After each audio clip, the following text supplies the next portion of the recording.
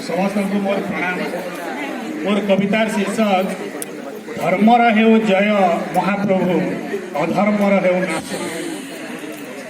त्रेतया जुगरे राम अवतारे नासीथिल तुम्हे रावण, तुम्भ जोग प्रभु द्वापर जुगरे कंसासुर लभे मरण।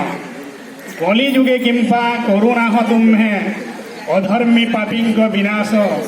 धर्मर हेउ जय महाप्रभु अधर्मर हेउ नाश, अधर्मर हेउ नाश। मुखा पिंधि आज मानव समाजे केते करुछंती अत्याचार।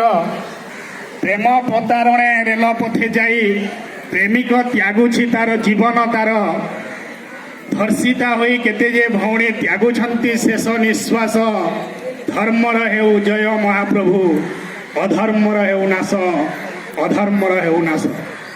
राजगादी छाड़ी लंगल धरी जनक पाइले शांति स्वरूपा सीता। राजगादी पछे समस्ते धाइले एबे चाष कार्य लागे पिता।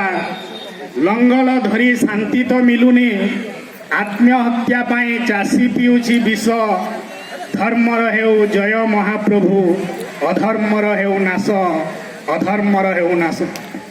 पिता माता आजी कंसासुर साजी नष्ट करंती केते जे गर्भ। नारी अत्याचारी दुशासनर तुमे गर्भ को करिथिल हे खर्ब। राधा बिना कृष्ण सीता बिना राम जेपरी नारी बिना अटे पुरुष। धर्मर हेउ जय महाप्रभु अधर्मर हेउ नाश, अधर्मर हेउ नाश। विश्व रे आज युद्ध चली धर्म की अधर्म केउटा जना तो पड़ू नहीं। धर्म युद्धर नियंता तुम्हे केउ पक्षी अछ मनीष को जना नहीं। महाभारत युद्धे धर्म पक्षे रही साधु को रखी दुष्ट को कल विनाश।